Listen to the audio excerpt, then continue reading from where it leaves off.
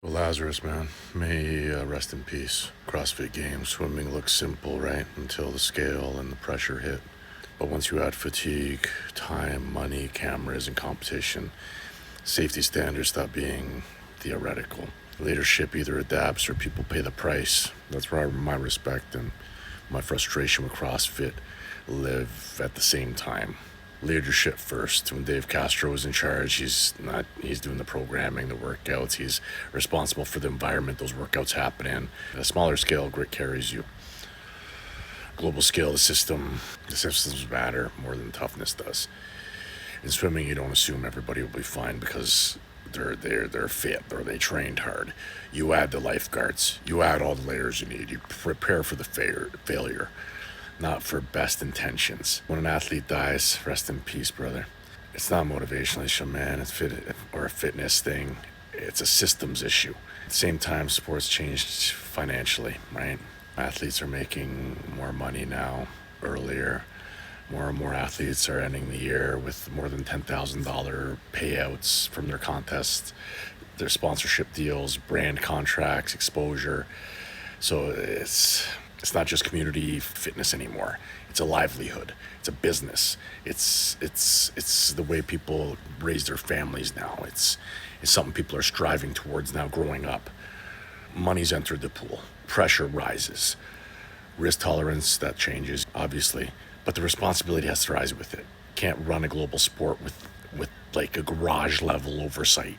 I disagree, man, but I also understand movement standards. CrossFit drives me nuts. I hate how some people talk about movements. CrossFit had to define them. I understand. I've been trying to run movement tests my whole life when it comes to training. I've been doing this my whole life, right? I get it. I really do. That's why overhead kettlebell swings become the standard, right? I wouldn't call them kettlebell swings, though. They're not how they were developed. The original Russian swings are powerful, efficient, honest, but it's hard to judge. Consistently across hundreds of athletes, you can't judge that.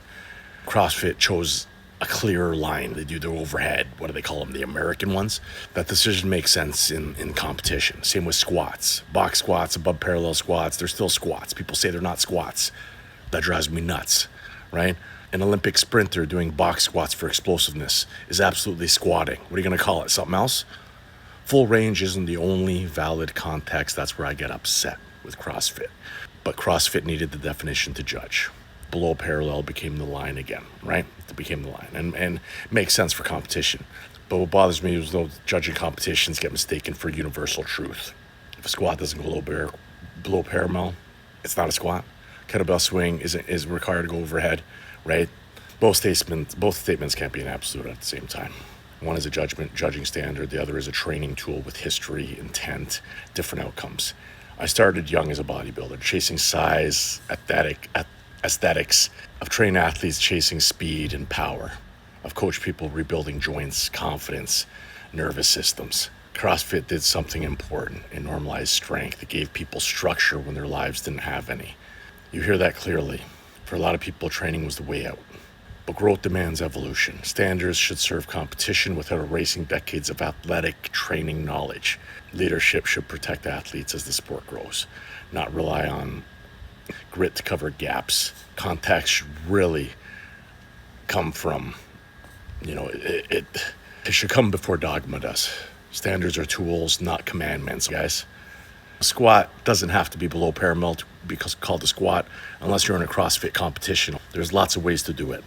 You know who I'm talking to. Strive without cease.